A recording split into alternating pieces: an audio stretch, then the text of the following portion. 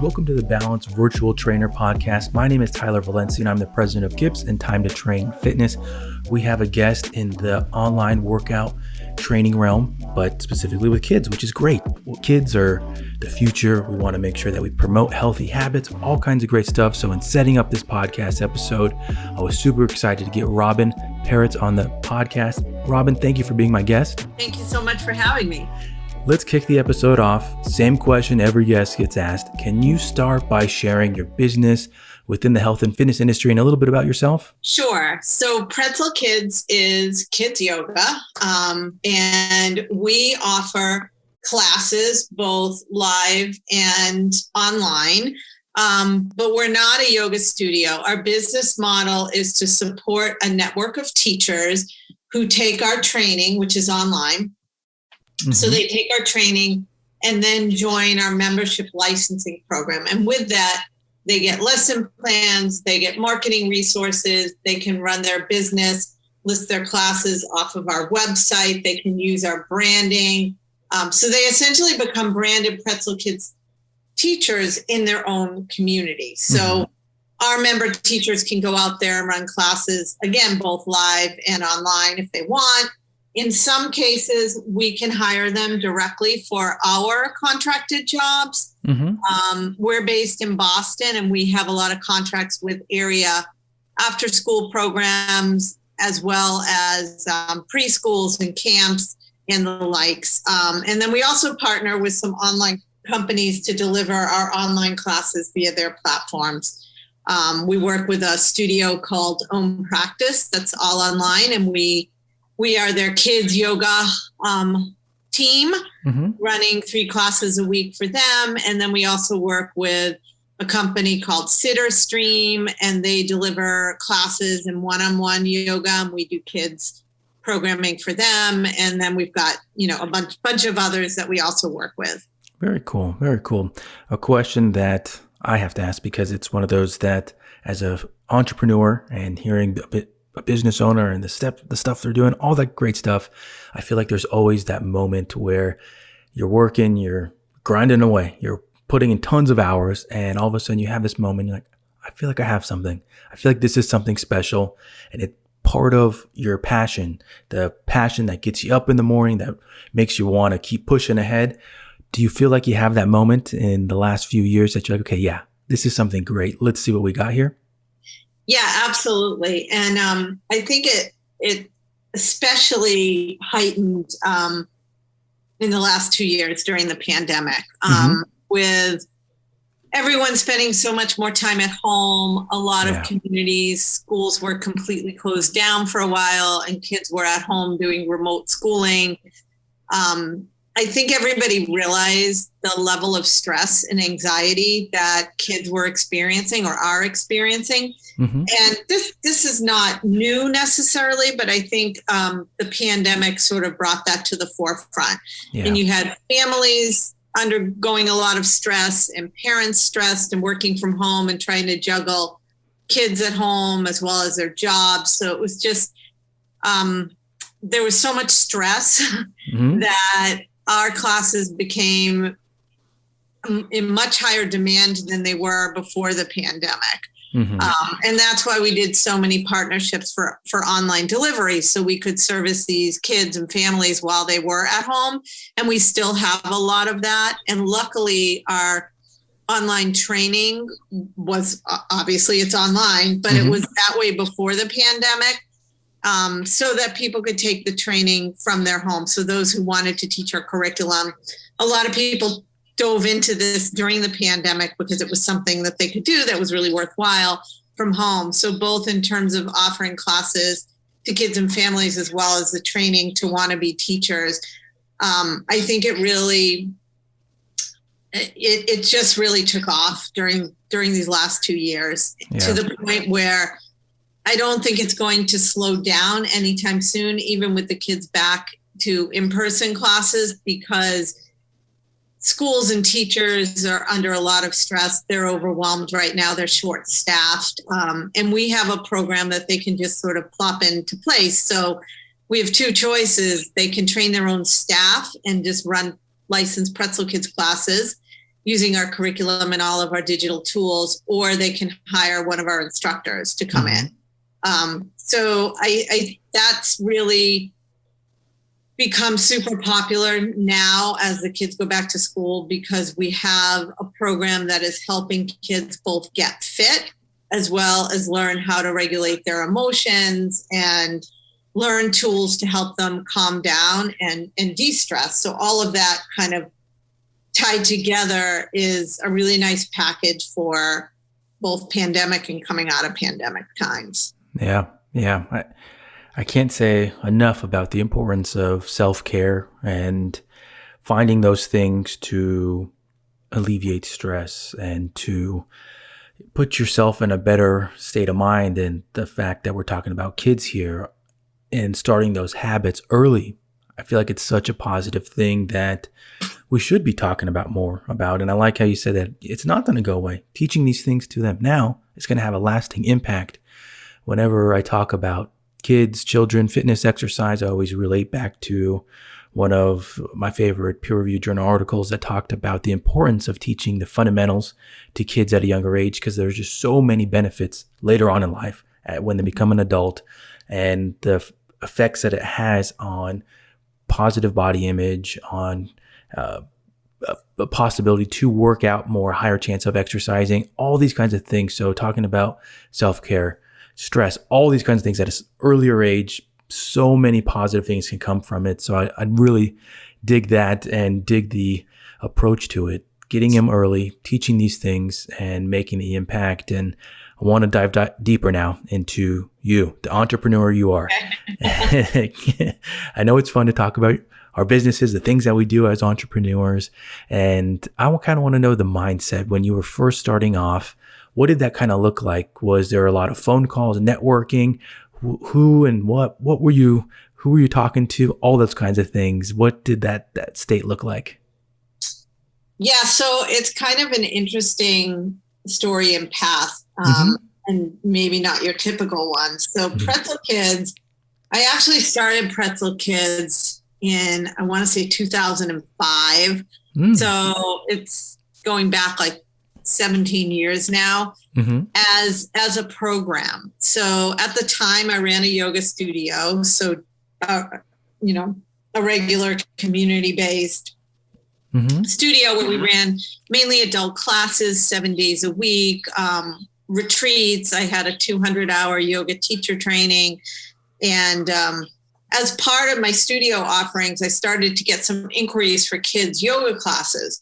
So that's really when I started offering the kids' classes. And it wasn't a big part of what I did. I would say I ran 1 or 2 classes at the studio a week, and then maybe a couple classes out in the community in other locations. And that's really how Pretzel Kids started as a program. And I was primarily teaching at the beginning these classes myself. And then as demand grew, I realized I couldn't teach them all myself if I wanted to also run my other business, which was my studio. So at that time, I decided, well, why don't I kind of bottle it? It was after about a year or 2 of teaching the kids' classes that I decided that it was time to create a teacher training curriculum for Pretzel Kids. So I actually teamed up with 2 of the teachers at my studio that were yoga teachers, as well as educators. So one of them was a preschool teacher. The other one was a middle school teacher. And we got together and we created and wrote a training curriculum. And that is still what we use to this day. It's 120 pages. It's pretty amazing. I've added to it over the years. And we ran our very first weekend teacher training for Pretzel Kids in the studio. And from there, it just sort of grew as a component of my studio. So it wasn't its own business. It was just something we did. I would run like 1 or 2 trainings a year in my studio. And then I started getting inquiries from other studios. So I would travel to other studios to run these weekend trainings. And that's really how it started. At that time, there wasn't a huge demand for kids yoga.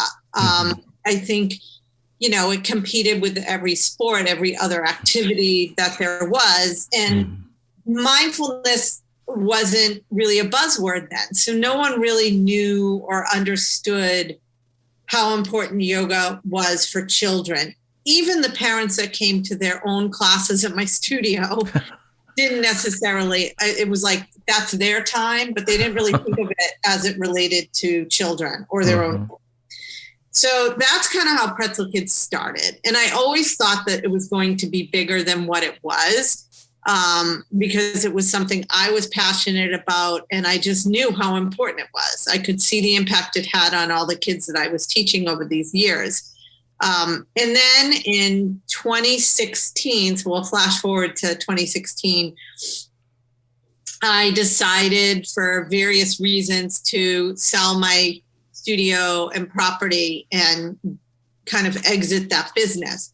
So I did that. And then at the same time, I decided to move the Pretzel Kids teacher training online. So that was pretty fortuitous. And then in 2017, I had the Pretzel Kids online training and just figured I would test it out, see if people would be willing to train online. Our training was not 200 hours online. I still don't understand how people do that. That's a lot of online hours. Our training takes about 12 hours. It's open to anybody who wants to teach this method of teaching yoga to kids that we've created. So it's proprietary to Pretzel Kids. And people started signing up. I was like, wow, this could be something. And you have to remember, 2017 doesn't seem like it's that long ago, 5 years ago. But there weren't a whole lot of online courses then. It wasn't what it is today. So people started signing up. I started marketing it just to kind of test it out. And I thought, you know what? This online training thing could be the way to go. I don't have to travel around anymore.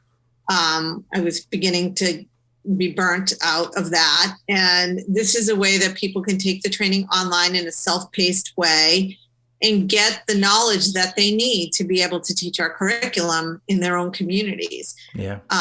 So in 2017, I made a decision once the online course was launched that this was going to be its own business, no longer just a program. I didn't have the studio anymore. I was going to put all my eggs into this basket. And basically that was the launch of Pretzel Kids, the company. So 5 years ago. And in 2019, right before the pandemic, we launched what is now our web platform. So I had a website before that. It was just maybe a services website. And then in 2019, we launched the Pretzel Kids site, and membership, so that our teachers would be able to use the site to market their classes. And parents and schools will be able to go onto our website and do a search and find a class or a teacher near them in their community that they could then reach out to through sending a message through our site, or reach out to me if they want to hire that teacher. They could also sign up for a class. So this is where our teachers, so we're not a booking company, like Balance, for example, but they could put any link that they want for that class. So say they're teaching a class at 3:30 on Wednesdays at a YMCA, they could put the link to the YMCA to sign up. Say they're renting space and they want that person to sign up through them, they could put their own PayPal link in there. Or if they've got a relationship with Balance, or they've got a booking page and profile over there, they could put those details to sign up. So I leave that open-ended to the teacher, how they want to collect funds. I don't get a cut of their classes. 100% goes to the teachers. How we earn our income is by them taking the course and then joining the membership. So it's a subscription fee. And with that subscription fee, they get access to the website, they get the marketing, they get the lesson plans, and all of the ongoing resources that we offer. Yeah. Okay, cool. Very cool. So that's sort of the long story to Long but very entertaining. And that's like the stuff that Fit Pros want to hear. They want to hear that the background of how things got started and try to find those little things for them. Because I can say I've talked to many Fit Pros that they're in that area where they have something, but they just don't know how to get it out there. They need to hear some motivation. They need to hear a story that's like, oh, I can do this too. Yeah. And as you've probably seen, being in the industry for a while longer, that it's part of the business. You got to run it like a business. You have to put yourself out there. With that, what have been some valuable resources for you with the marketing or even the online part? What are some of those resources that you like to utilize? Let's see. Thinking about this one, nothing immediately pops at the top of my head. I think I just read a lot. Yeah. And I'm part of a lot of different groups and networks. And I think learning from other people has really helped me that might have more knowledge in areas than I have. So I'm part of a lot of different startup groups, not just in the fitness space, just in general. Because I think there's a lot you can learn from other entrepreneurs that are starting companies, especially in the online space. So I'm part of groups where we meet on Slack or on Zoom, and we can brainstorm together or bring a question to the table and get help. So I'm part of probably 4 different groups like that of startup companies, 2 in the ed tech space, and 2 here in the community of Boston where I live that are startup groups. And that's been really helpful for me. I've also, like I said, I've read a lot. I've taken courses. I've tried to teach myself a little bit of everything, and learned very quickly what I'm just not good at. And I think as an entrepreneur, you have to be able to let go of things that you aren't that good at and bring on people to help you that have the expertise that you don't have. Yeah. And that can be a tough thing, kind of the letting go. But I think it's really important. Yeah. I think you hit the right on the head right there. One of the things I want to go back to is with how you mentioned learning from others, and they don't necessarily have to be in your direct space. I think that's something that some Fit Pros might be running into right now is they are just thinking about Fit Pros because well, I am an instructor and I need to learn from other instructors. No, a lot of the stuff that I learn, I go to YouTube, I jump on YouTube and I learn about microphones, lights, cameras, editing. I mean, my background's in exercise science, but I know quite a bit about editing and all that kind of stuff because I just go on there and I learn about anything, lights, cameras, different types. And with that, I remember when the story I tell a lot of people is how when I first started doing some streaming workouts with my company, that I was learning about it from people that were streaming their sermons, their church sermons, because they have been doing it for a long time. So they knew the different platforms, camera setups, all that kind of stuff. And there are tons of videos on that. They put them out there. And I think that's one of the things that Fit Pros can listen and learn from is go outside of the area. I love how you mentioned networking, the networks that you're in, and you don't always have to learn from a different Fit Pro, and that can go with even mentorship. I've stated on different podcast episodes how my more recent mentors have not even been in the fitness industry, but of course started out, had some in that area, but later on in life, business is business. And that's been one of the good things that has helped me. So you mentioned a lot of great points right there that I think Fit Pros should take away and think about in their area, their local or even online. What networks can they join? Who can they reach out to? Things that they can read that are not just in the fitness industry.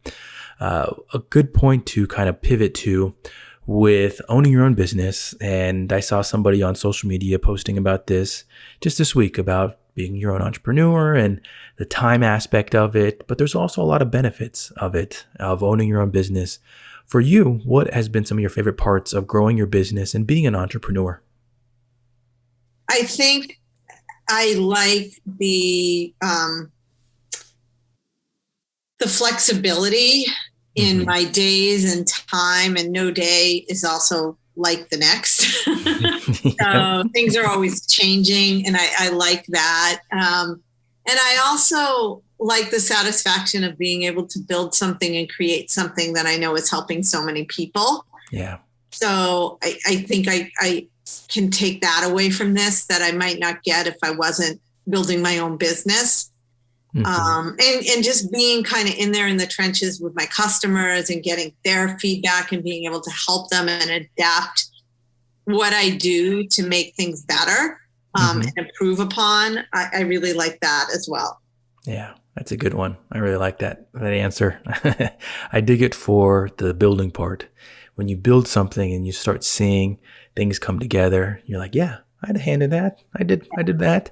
And just seeing people enjoy it, all those kinds of things are, why we put in those extra hours. I think you mentioned something too about your schedule. That's very true. And I feel the same piece of it, that not every day is the same, but also your time is not the same as a 9 to 5. You're not clocking in and clocking out. You're doing different hours. And so sometimes it might be a late night. Sometimes it might be a little early. You need to take a little time off to clear your head, relax a little. Definitely do it, because you learn these things about being an entrepreneur in terms of being able to focus, putting time in, and the value of time spent on your business, that when you're working, you got to work. And it's just one of those things of growing. But I really like that answer. So moving now on to a little bit more about Pretzel Kids and your instructors. For yourself, I always like to learn more about the managing and management styles and that kind of stuff. And I think that'll be something interesting for the listeners. What kind of management style would you say you have, and what is your approach to it? I'd say very hands-on. For example, with my teachers, I'm kind of the community lead. So we have our own group where, not on Facebook, we use another type of online community group, and I'm in there all the time, and they can DM me on that. We have our own app. And I always get back to them as soon as possible, like usually within a couple hours. So I like to take that hands-on approach and let them know that I'm there for them. So if they have questions or need anything, I'm available. And the same thing with our school clients. Like, they can set up a call with me. I will be the one to talk to them, even though I do have other people on my team that can step in and help. I think I like taking that hands-on approach, and, I don't know, maybe it's the way I grew up. I'm sort of the problem solver. No, I think it's, as a business owner and managing, I think those owners that do take an active approach to it, they want to be part of the success, and they understand the value of the training, in my opinion. I feel like a issue that I've seen with different jobs I've worked at is that a manager will hire somebody and then just expect them to know automatically how everything works. And from hearing what you mentioned there, the hands-on approach is making sure that your business is pushing forward.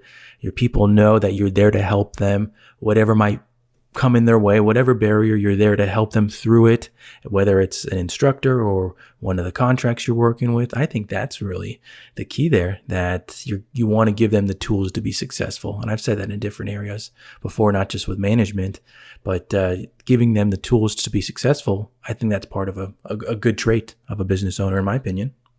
Yeah, I think a lot of people too, along those lines, take these trainings, these teacher trainings especially in the yoga space. And if they do them online, it's sort of a one and done thing where, once that training is over, like maybe while they're in the training, they're getting some support from whomever is leading the training. But once it's over, it's usually over, and they're kind of like, okay, you're on your own.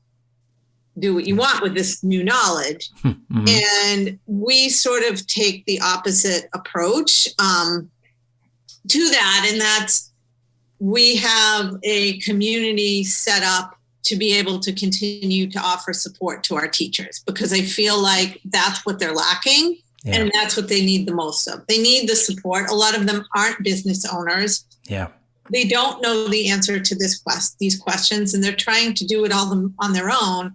And if they had somebody there to help them, like I just got right before our call, a DM from one of my teachers saying I'm setting up a mini camp program for April school vacation week in her community, and she didn't know what type of registration form to use.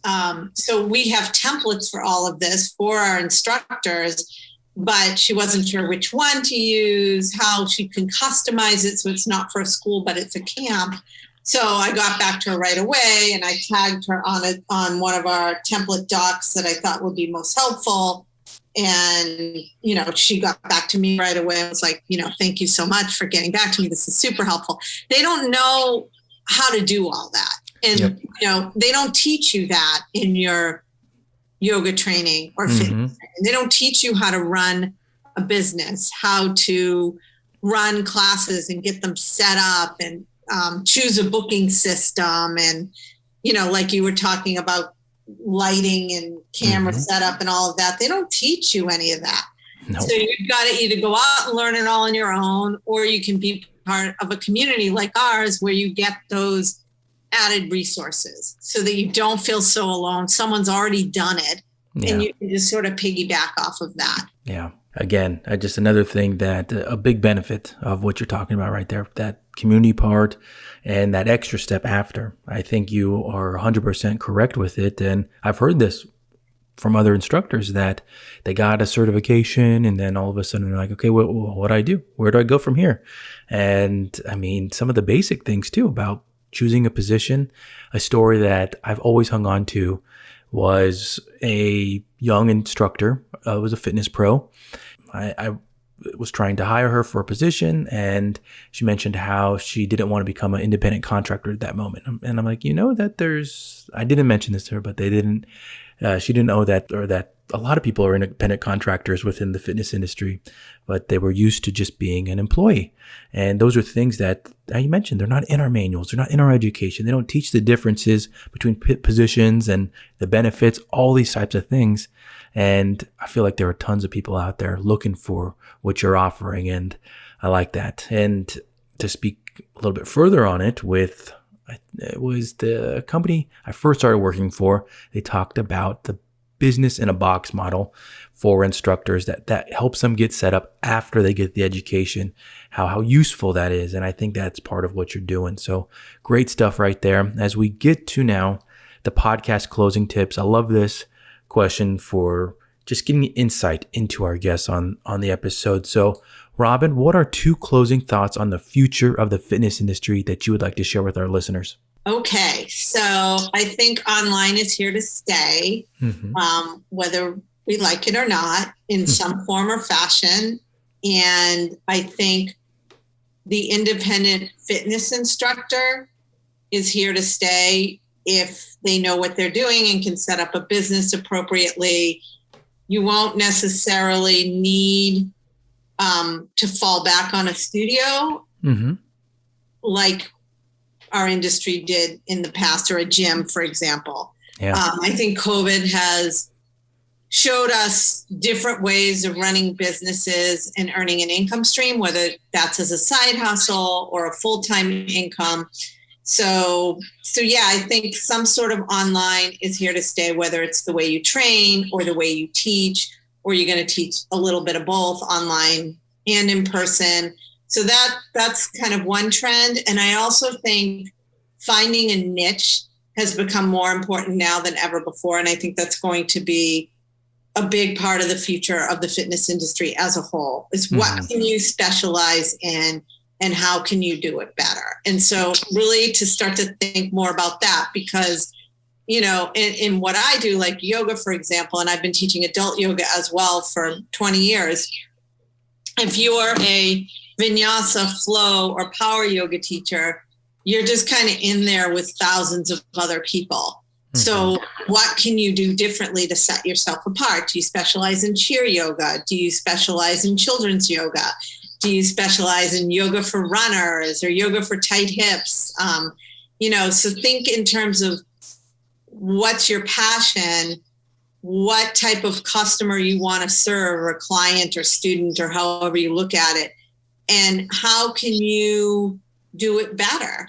Yeah. So I think, fitness instructors as a whole need to think about that, because they need that sort of special sauce to set themselves apart. I dig it.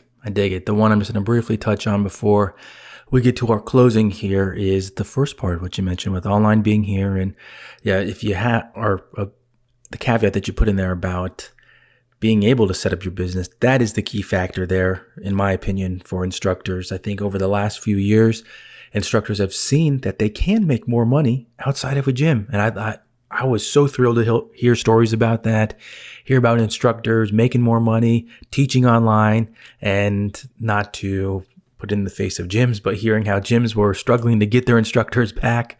And I have a lot of friends that are directors of education for gym chains, so I've heard about it, but I'm not trying to rub it in their face right now. But it was great to hear the Fit Pro, the individual, pushing forward, and learning about the business items is so important more than ever. And with what you got, Robyn, with Pretzel Kids, it's one of those that you can find a niche, also build your business, and you get the resources to push on. So great stuff there. Robyn, before we sign off, can you give our listeners information about the website and social media links? Sure. So you can find us at pretzelkids.com, and it's spelled exactly as it should be, pretzelkids.com.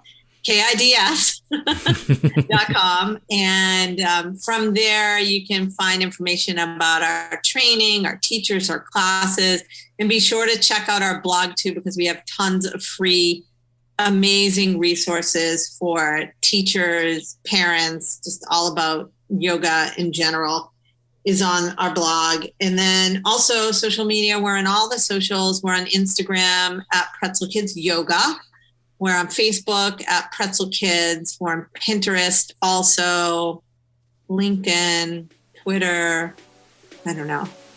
All of them. Not missing anything. Those are our biggies. Instagram and Facebook are our big ones. Great stuff. Great stuff in this episode. Really happy you came on, shared that information, and hopefully motivation for Fit Pros that are listening. Thank you again, Robyn. Thank you so much, Tyler.